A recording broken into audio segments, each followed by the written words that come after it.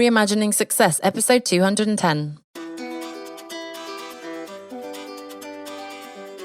You're listening to the Reimagining Success podcast, where we help you design a business and a life that allows you freedom from the 9 to 5. I'm your host, Anna Lundberg, ex-corporate good girl, now a business mentor and coach, author, mum of 2, and I'm here to help you create more freedom, flexibility, and fulfillment. Now let's get started with redefining success outside of the 9 to 5. Hello, everybody, and welcome to this month's interview. I'm here with Molly Sider, who's coming all the way from Chicago. So, Molly, let's dive straight in. I'd love for you to tell us, what were you doing in your previous life, as it were, and what are you doing today? Hi, Anna. Thank you for having me. So my previous job for a long, long time was in the wine industry. So I've worked on pretty much every part of the wine industry, from serving wine at your table in a restaurant to importing and distributing and everything in between, making wine, picking grapes, all the things. And now I make podcasts and I'm a life coach. So wine, I have to say, sounds like quite a dream job. So I have to ask, what was it that led you to pivot in the direction? As much as I love life coaching, drinking wine and serving wine sounds pretty dreamy too. So what was it that drove that change for you? It's a very fair question. When I say the wine industry, everyone's like, oh, that sounds terrible. You know, if anytime I was like, oh, I'm tired of my job, everyone's like, really? Like, that sounds, you have to drink wine all day. Like, that sounds really terrible, Molly. But the reality is, you know, it was a job like any other. Yes. And there are really, really wonderful things about the wine industry that I miss. But it's also a hard job. I always say nobody gets into the wine industry to make a lot of money. You have to be really passionate about it because it's hard to make money. It's not impossible, but, most of the time I find to do so, and again, like, there are exceptions to this rule, but most of the time, you know, that means you have to work for, you know, companies or with products that, let's just say maybe are misaligned with your values. So there's that. It's also, you know, it's really exhausting. It's hard on you physically. It's a lot of eating and drinking, which is a blast. But when you have to do it for your job all the time, constantly, it's not the healthiest. And so I did it for a really long time and I loved it a lot. And I also felt like maybe I wasn't going to be able to do this forever. I was in it for about a little over 13 years, probably. And it sort of ended. There was sort of a string of events, but I was starting to feel like, I don't know that I can keep up with this forever. I was also getting a little bit bored in my position. And I was talking to other companies and realizing I was probably going to be doing fairly the same thing in other companies. You know, maybe they would be a little bit bigger. Maybe I'd have a little bbit more responsibility because of the difference. I was working for a tiny company, but I probably wouldn't be making much more money. And I didn't feel like I was growing anymore. And then there were like all these, you may not know about this, but there were all these like tax import, or these import taxes that were happening that like the Trump administration was like all of a sudden just throwing on the wine industry for reasons that are long and don't really make sense. And that was really putting a strain on the industry. And then we went right into the pandemic. And I also, my company was super small and we had been in a lawsuit for almost the entire time that I was working there. It was a whole string of events. So the beginning of the pandemic happened and my boss was like, I can't pay you anymore. Like, I just can't do this right now. We don't know what's happening. And it wasn't that surprising, and it was sad, and it was also a relief. And I think also because it was the beginning of the pandemic and, you know, no one was really doing anything. Everything shut down and no one was really working and no one knew what was happening. It was actually, because it was an opportunity for me. I mean, it was hard and it was scary and I was like, what's going to happen? And also I was like, well, there isn't anything I can do right now, but sit in this space and figure out what I really, really want in my life. And so it ended up being a wonderful opportunity, but Anyway, from there, I had also like recently been out, or I had just ended a relationship because of the pandemic, and I was kind of like just alone in my feelings, in my apartment by myself. I had no job, I had no relationship, and I'm like, oh man, what do I do? And what do I want? And it forced me to take a really hard look at myself and, pinpoint the things that I wasn't happy with, that I wanted to change. And from there, I had already gotten really into, I was already maybe a couple of years into like positive psychology and mindfulness and consciousness stuff. And that just, being in the beginning of the pandemic and losing all of those things and not knowing what was coming next really just like catapulted me into this like world of like, okay, I want to learn all the things. I want to grow. I want to be the best human I can possibly be. And I also want to help other people do that. And so that's where that came from. And then the podcast, that's how I got into the life coaching thing. And then the podcast, I have a podcast that is about people who make big life changes beyond the age of 40. So it's like proof that it's never too late and you're never too old, and just go do that thing. And that idea came to me a few years before this, when I was approaching 40. And I was again, like just out of a like on and off again relationship that I wasn't super happy with. I was still enjoying my wine job, but I also was starting to feel like, okay, I don't think I want to do this forever.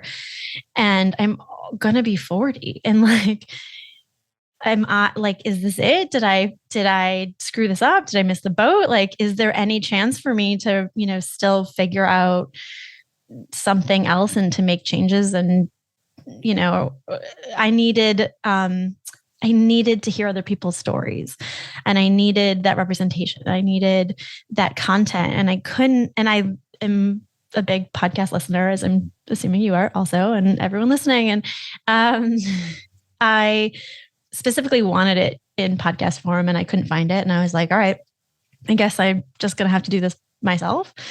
But I also had no idea how to make a podcast. And so it took a few years to, not just figure out like how to like the technology and all that stuff, but really work up the courage to start a podcast. And that also sort of happened as I was going through this, life coaching training, and working with like a team of coaches who were like, why aren't you just doing that now? Like, what would happen if you just put this podcast out tomorrow? Thinking through all these things. And so eventually I did that. And so now then I didn't think I could ever make money off of a podcast or doing podcasts. I was like, oh, this is just like a side job. This is just a hobby because I need this information, and maybe somebody else will too. Which turns out was true. But, then eventually, it dawned on me that like, oh, I can actually do this for a career. And it's so fun because, just like you, again, like listening to people's stories. I'm also a storyteller. So I like get up on stages and tell true personal stories, like the Moth style. And it's one of my favorite things to do. And it's like, I love listening to people's stories. And I think it's the best way for connection and community and empathy and equity and all those things. And so to get to do that for a living is like a dream. Okay, that sounds better than wine. I get it. My goodness, there's so many things to unpack. I have to say, sorry, go ahead.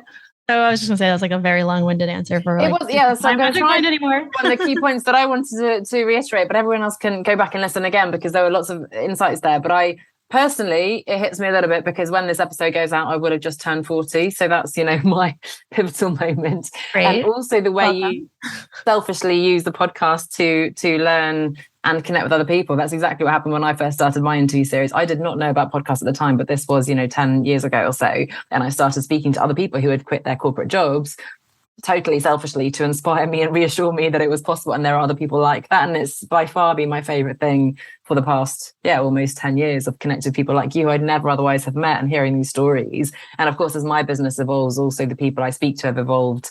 And in fact, we've also just come up to 4 years since that book was published where I had those stories. So we're also reflecting on how people have evolved. And of course, there are massive success stories of people growing empires and multiple businesses and living in their dream house. There are some people who've gone back to a job. Some people, most of us, I think, are somewhere in the middle. But it's so interesting to explore those changes. Going back to the very beginning of what you said, I really wanted to highlight the piece on it is just a job at the end of the day, because I think a lot of us think, oh, but if I change, and in my case, it was I'll go to an interview for the coffee industry or chocolate industry, the movie industry, and ultimately would be the same culture, same system. Yes, it'd be fun if I go to a movie premiere or something. That's still on my bucket list to walk the red carpet. Let's see if that happens. But, ultimately, you're working in the same environment. The salary is around the same, you're not changing enough. And I think to have the maturity and the self-awareness to know that change isn't enough is really impressive. And then I suppose often we are forced in a way, and it sounded like a perfect storm. You listed about 100 reasons why you moved out of it. So it sounds 100% like the right decision for you. But there were what I call the push reasons that push you out, and also reasons pulling you towards something. And it sounds, as you said, it was a relief because they kind of forced you to make a decision. It sounds quite reactive in a way, which is interesting because I always find it difficult. When is the point that you choose to redefine success, as I call it? And often it is in response, sometimes to a promotion, ironically. You get everything you dreamed of and you realize it's not what you want. Redundancy, breakup, illness, that becoming a parent. So long-winded question, I guess. But in terms of redefining success, how has over this time your definition of success evolved? What does it mean to you today, and how is that different to maybe when before you turned 40 and in your previous existence in the wine business? Yeah, that is such a good question. And a lot of the things that you just said are things that I talk about all the time. Like, how do you know when to switch, and how do you know when to shift? And like, if you've been trying for something for so long, how do you know when is the right moment to try something new? But really what you're asking is my definition of success and how that's changed. And it's changed dramatically. I think, I talk a lot about identity. And so for me, really knowing who I am and what my values are, and identifying as that rather than what my job is, what my title is, what my relationship status is, whether I'm a parent, those things are nice and they're part of, who you are, but when you strip those things down in a way, like, who are you at your core, is how we, or I guess it's how I stay centered, and it's how I define my success, because I'm living my values. I am still in transition, really. I'm still, when are we not in transition, really? But I'm still, working towards creating this bigger idea of a career for me in this medium, in this industry. But what it's allowed me is to really live my true values, and show up to the world how I identify myself every day, no matter what the situation is. And to me, that's the biggest form of success, that I get to do that I know who I am, that I understand it, and that I'm able to come back to that no matter what the situation is, no matter who I'm talking to, no matter what happens in my life. I can apply those things. I can apply my identity to my job. I can apply my identity to my relationships. But if something doesn't work out, if at the end of the day, like, I decide to, end my podcast next year or whatever, which I'm not planning on doing, but, it doesn't matter. It doesn't mean anything about who I am or my worth or my value. It's, it doesn't change me at my core. That's what I think success is. That's my definition. Does that make sense?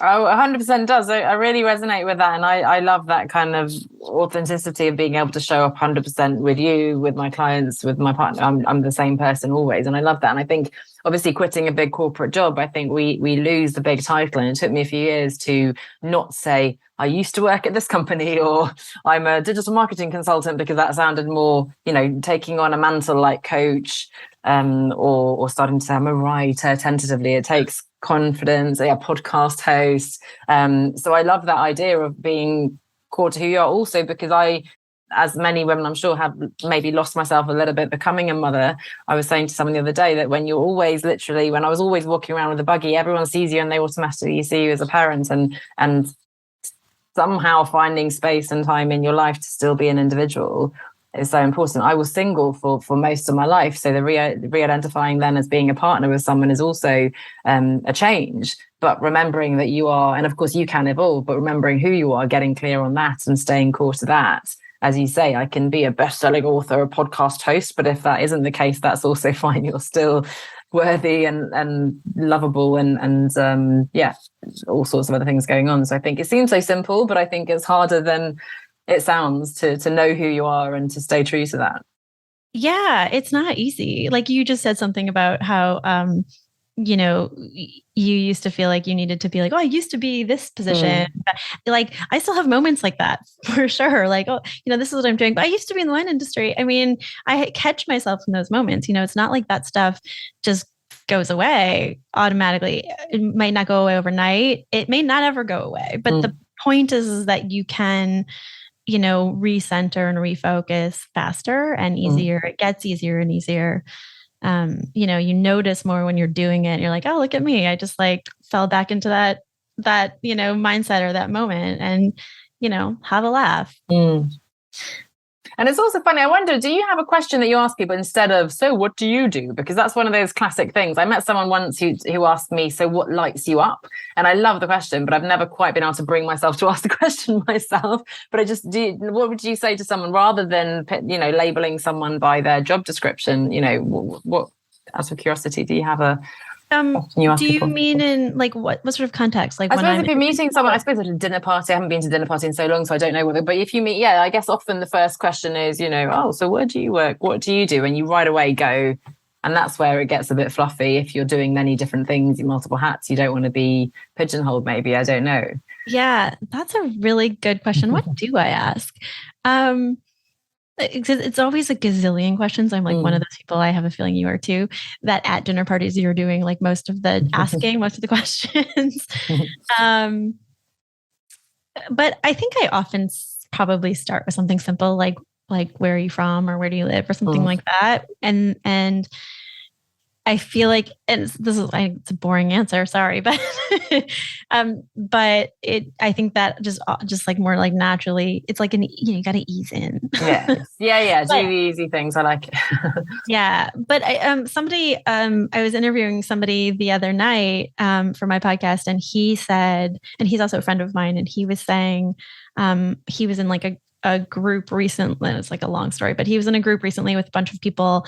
It was a bunch of singles, and they were all, doing the chit chat, well, where are you from? What do you do? Whatever. And he was he asked, what's the emotion that scares you the most to show?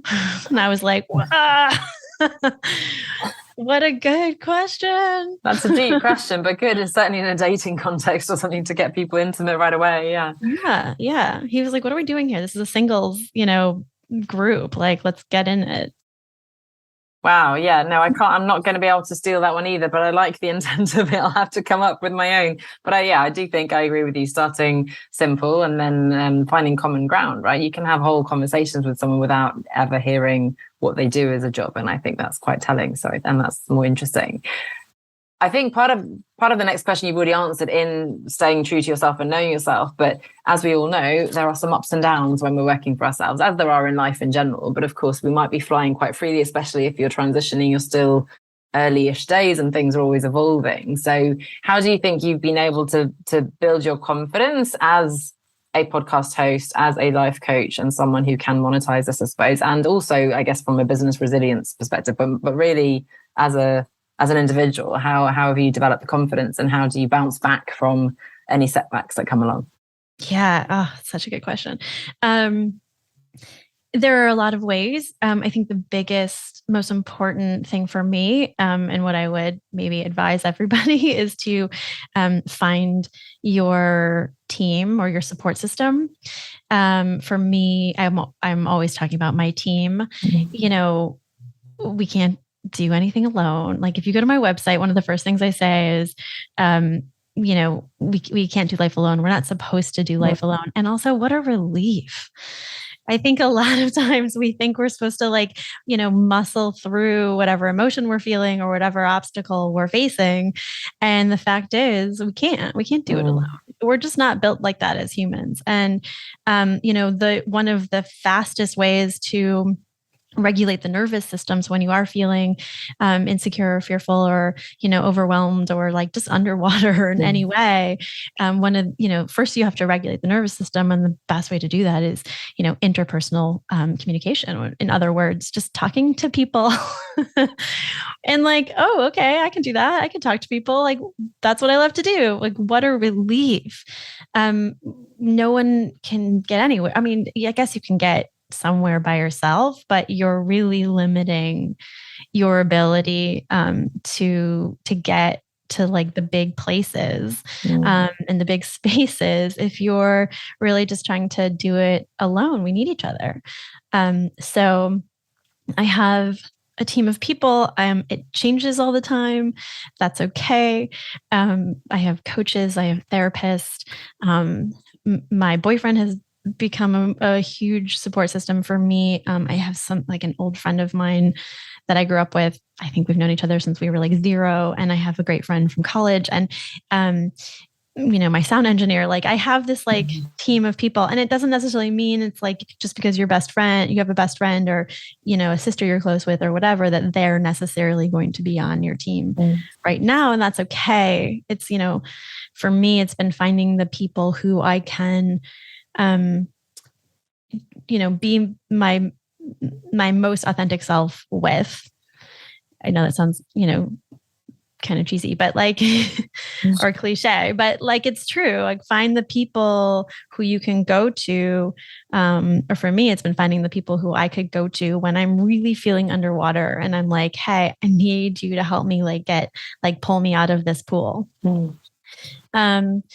And then also like understanding the things that understanding and recognizing the things that I'm not good at and I'm not interested in learning to be better at, you know, and finding the people who can help you do those things. Like we can't, you know, all do everything. And especially, you know, something I think, you know, like starting a podcast, there's a gazillion different things to do. And it's, you know, all this new technology, I didn't know how to do any of this stuff before I started, you know, now I'm, you know, fully editing my podcasts and mixing and mastering and doing all the things. But I'm also like, I don't know how to do sound engineering. I don't know how to make this thing sound like the voices level. And, you know, my friend who's a sound engineer is now my sound engineer. He's like an incredible musician and music producer. And he's been doing this his whole life. And he like, you know, took his computer and he's like, let me just like show you this and that. And I was looking at it and I'm like, how much would you charge me? Because it's just not worth my time to figure this out. I'll never understand it like you do. I'd rather just pay you, like that type of thing, you know? But also just being willing to be vulnerable and admit when you need help and when you're not okay. You know, we all, I think, have these moments where we just want to like curl up in a ball and like hide under the covers or whatever when we're just like, I don't know what to do next, or just, you know, those feelings of like, what am I doing? This is never going to work. Or maybe I should just go back and get a job in the wine industry again, or, you know, whatever. All those moments are going to happen and they're normal. And, you know, you're not alone in it. Like they happen to everybody. And so understanding that and being willing to share what you're going through and your story, and then also asking questions and how other people have gone through it. And, knowing that it's possible, like all of those things, because it's hard. It's really hard. I think that's such an important message, and coming at it from different angles, both in terms of tech support and emotional support and so on, right? And I had a client say that the other day. She was working through one of my course materials, and she was saying, I've just realized I'm kind of expecting my partner to be all these things, to be obviously a romantic partner, but also accountability partner who's being strict with me, and cheerleader who believes in me every day and supports me, and also a mentor, but that's really, unfair, and a friend, and so on. We're putting a lot of pressure on that one person. And as you said, it might not even be someone in your immediate group, because they might not have the experience. It might not be quite the right place. They can be incredible for disconnecting and so many other wonderful things, but actually you do need mentors in particular areas. You need the people who have kind of been there, done that. You need people who are in the jungle with you, who are sharing the same ups and downs, right? So I think that's really important to know. And it's something that comes up again and again in my group program. People always say, unfortunately, they appreciate my mentorship, but really it's the community that is the main thing, right? Feeling that you're not alone, hearing what other people are going through and so on. And that's really important. Yeah, exactly. And more concretely, then, you mentioned, wow, I can make money with my podcast and my coaching, of course. So what is it? What does your business model look like at the moment? So I think, so it's been a journey. And as I said, I'm still in this, I'm still in the journey and the transition. But it sort of started because somebody hired me to make them a podcast. This was probably a year ago. And it was a CEO for a startup here in Chicago. And he heard my podcast and he was like, oh, I like it. I like your voice. Would you make a podcast for me? And I was like, me? Sure. And so I did, and it was such a fun experience. And I thought, oh, wow, like I can do, like people would actually pay me to do this. I don't even, I feel like I'm so new at this. And so it's been this journey of figuring out like which thing, like what do I want to focus on? And so I make people podcasts, small businesses, startups and stuff like that. People are companies who want to make podcasts for marketing purposes of their service or thing they're selling, whatever. I help them sort of structure it and do all the editing. And I, of course, have my sound engineer who's amazing. And simultaneously working on building my own podcast and building and growing the audience. And simultaneously, working as a life coach and helping people kind of do the same thing. It's a lot of talk about like through transitions, but it's really a lot of talk about getting down to like, who are you? What's your identity? How do you want to show up to the world every day?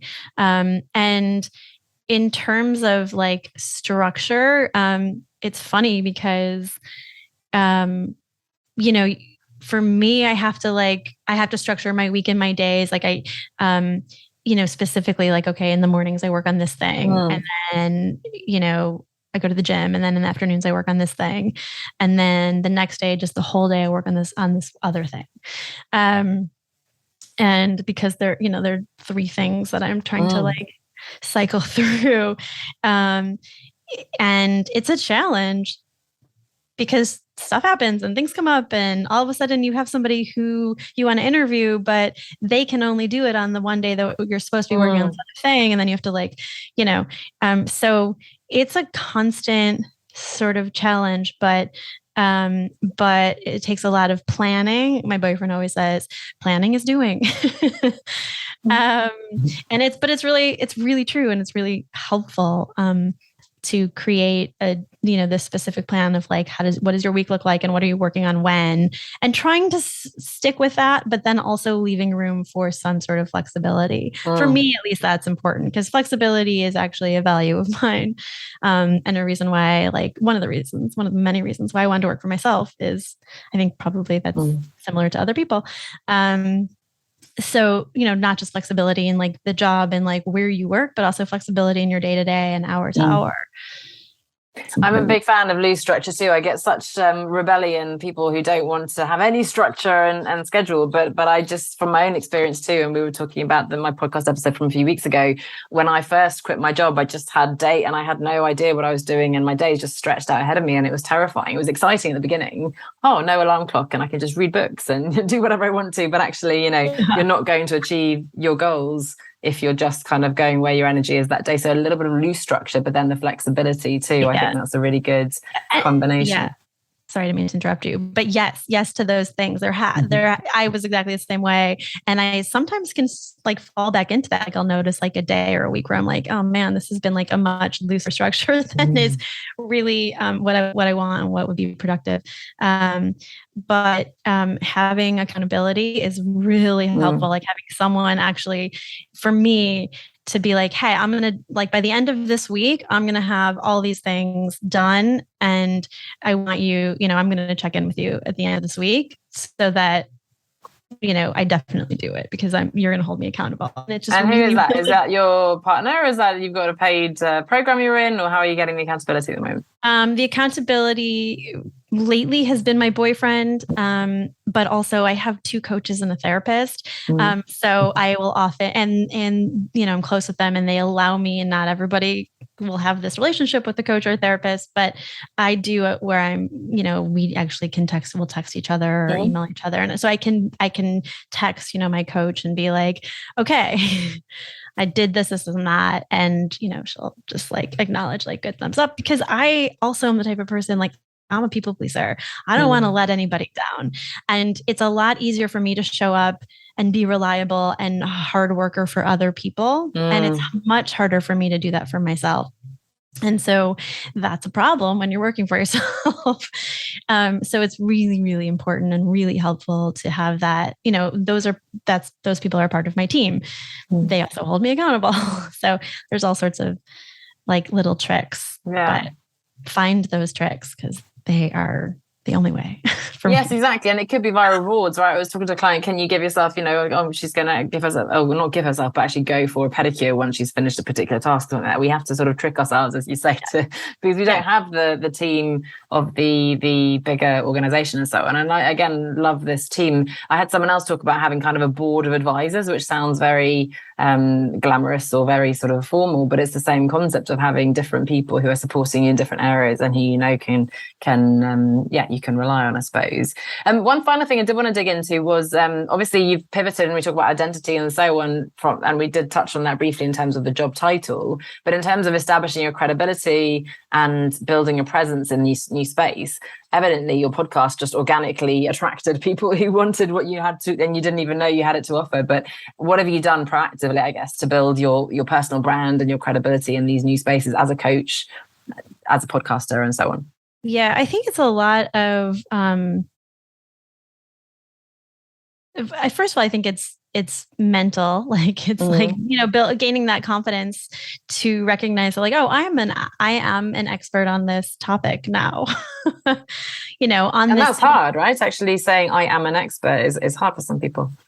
Yeah, it's really hard. And it's really hard. It's been, another big challenge for me, like social media. I'm not like great on social media. I don't love to do it. But also part of that has always been like, well, there are all these people who have known me as a wine professional for so long. And now I'm going to just go out and say I'm a podcaster and a life coach. Like they're never going to believe me. What will they think? Like all of those insecurities and fears. And so it's taken me, it's really like the mental blocks for me, have been the biggest obstacles. And so now I'm all of a sudden like, it started with just doing the podcast with asking lots of questions. And now I'm realizing, or I know like, okay, I'm the one who's doing all the research on this stuff. I'm the one who's, listening to people's stories. I'm the one who's been studying this now for, however many years.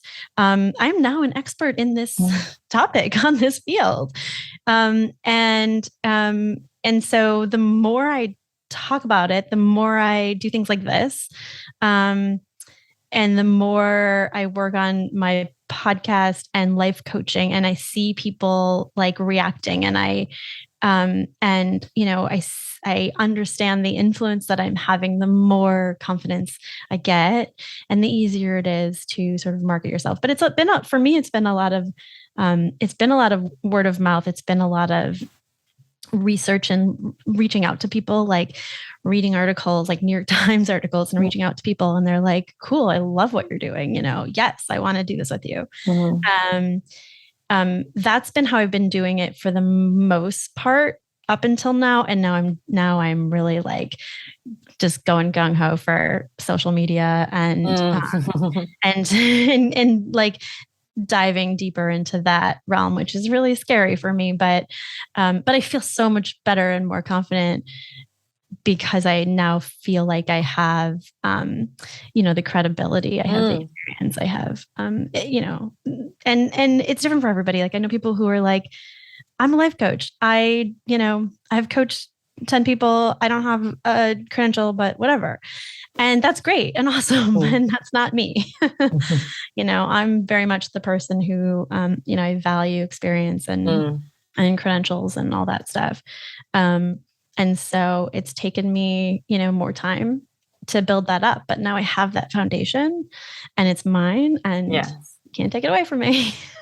Well, I love that because you've explored the different elements of credibility, right? There is the traditional, and I think most of us with integrity and with that upbringing, I suppose the academic kind of background, hold on to those credentials, and we want to have that from an ethical perspective, and that is still the formal meritocratic way that people judge, I suppose, and that gives us confidence and the integrity, the ethical perspective. On the other hand, the mere act of launching a podcast establishes you an expert, and as you say, as soon as you speak to people, you're reading and so on, you're more and more building that. So I think that's a fantastic platform. Just like writing a book, you can self-publish a book, and by definition, you're now an author on that topic, right? So there are many different ways of building your confidence and your credibility. And then the fact that you're now going out into social media, as you say, hopefully then you can feel more confident and not feel too icky about promoting yourself, because you know that you can stand by it and you have the testimonials and the experience and so on to support that.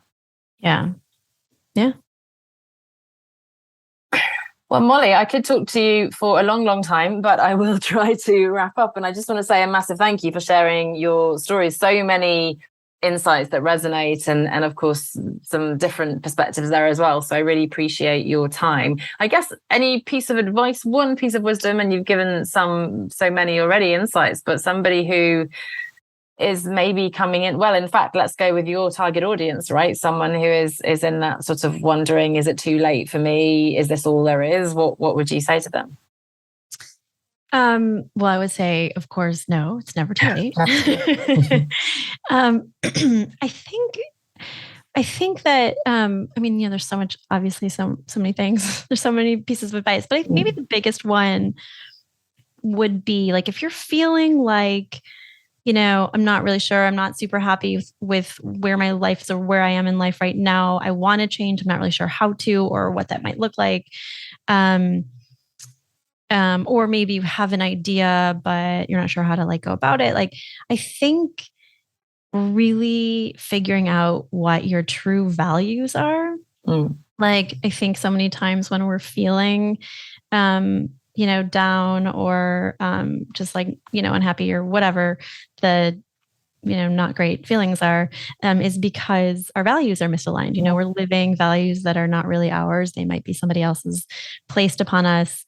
So I think like really getting down to like, what do you like when no one else is looking and no one else is listening, what do you value most? And where in your life are you living those values and where are they missing? What are the holes? Find the holes. And that's a really good place to start to figure out like, what to change and what to work on. And the second piece would be, find your team. Yes. If you can afford it, hire a coach.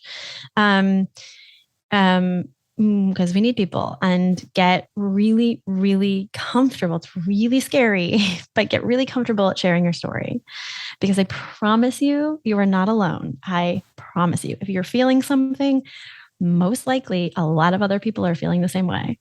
You are not alone. So I think those are big things. And that's the best way to connect with people, right? I think we try to show up as this perfect sort of expert. And I think it's easy for me I come from a marketing background, so I'm quite comfortable with social media, almost too much so. And it's all very formal, and this is how you do this and so on. And then perhaps missing some of the warmer, vulnerable storytelling side of it. So I think that's very interesting. And I love the values exercise. I remember when I first did it, a coach recommended it to me when I was beginning to explore changing and so on. And it was so clearly things that were a reaction to the situation I was in. And it was very clearly a gap. And it's not something you think about. It seems so obvious now in the coaching space. But I think coming from outside of it, it's not something I would ever consider. Values, I mean, I'm not that religious. I wouldn't really think of values. I mean, I'd like to think I have integrity and so on, but it wasn't something that I think most of us do. So I'm really happy to hear that as advice. And it's such a strong guiding star to drive the direction, rather than going, oh, I need this other job, or should I apply to this and so on. It's just a totally different lens through which to see the world. So super valuable perspective. Thank you. Yeah. So again, thank you so much for your time. Where can we find you? Perhaps on social media, now that you're dipping your toes there. Where do we find your podcast, website? Where should we go? Yeah. So you can go to my website, which is just mollysider.com. You can go to my podcast website, which is, the podcast is called I Am This Age. And so there's a website, just www.iamthisage.com. I'm on Instagram at IamThisAge_podcast. My personal is, oh my God, what is it? MC Cider, at MC Cider. And I'm also on Twitter. I Am This Age podcast on Twitter. I'm on LinkedIn, all the spaces now. Amazing. Well, I'll put some of those at least in the, where are you even? I was going to say, I may even venture into TikTok at some point. I don't know, who knows? I've sort of dipped my toes there. I'm not very consistent. I kind of half-heartedly post some things sometimes. It's quite tricky to stay on top of all these channels, but that is the future. So we're going to have to play with it. At the end of the day, though, it's just the technology and the tool, right? The message is consistent, and people have been super successful actually with really serious and engaging content on those platforms. So it's hopefully still possible to connect with people, albeit within the space of just 1 minute or 90 seconds, which is a bit more limiting. I was going to say, I think the best place for people to find you is, and I'd encourage you to, as you said, as an avid podcast listener, to find the I Am This Age podcast, and then we can link to all the other links there as well. But that sounds like a really good place to start. And I think so many synergies and parallel stories. I mean, I work with clients who are in their 50s or so. And again, I'm now going to approach, or have approached, that age myself. So I'm going to need to, well, not need to, but I would like to reevaluate and see where I am and what might be next on the horizon in the next decade. So, and I can have you on my podcast. Yes, exactly. Yes, I'll make a big change so I get to come on and share it with the post-40 crowd with you. I want to be part of your team. Thank you very much for the offer. I'll take that as a challenge and see what I can come up with. But thank you really, Molly. So beautiful, so many insights, and best of luck. And of course, congratulations on your success now, which of course is independent, as we said, of any particular external accolades, but really rather congratulations on finding out who you are and being true to that. So thank you so much. Thank you so much. This was such a pleasure to be on here, and I love this podcast and what you're doing, so keep it up. Thank you. Are you at that point where you're asking yourself, is this really what I want to be doing for the rest of my life? And the answer is a resounding no, but you're not yet sure what you want to do instead. I get it. I was in your shoes back in 2013 when I took a good hard look at myself and my CV, and up until then I'd followed the conventional path. Good school, good university, good job. I was also single while more and more friends around me were settling down with partners and babies. Now fast forward to today and I've built a coaching and consulting business. I've published 2 books with more on the way. I've launched a podcast. But more than that, I've been able to travel the world. I've made more time for friends and family. And I've designed and shaped a location-dependent business and a lifestyle that's 100% tailored to my own personal definition of success. Oh, and I've also moved countries, I've fallen in love, and I've had 2 beautiful little children. So if you want to redefine what success looks like for you, then get in touch to book a call, onestepoutside.com/call, onestepoutside.com/call, and I'd like to help you do just that.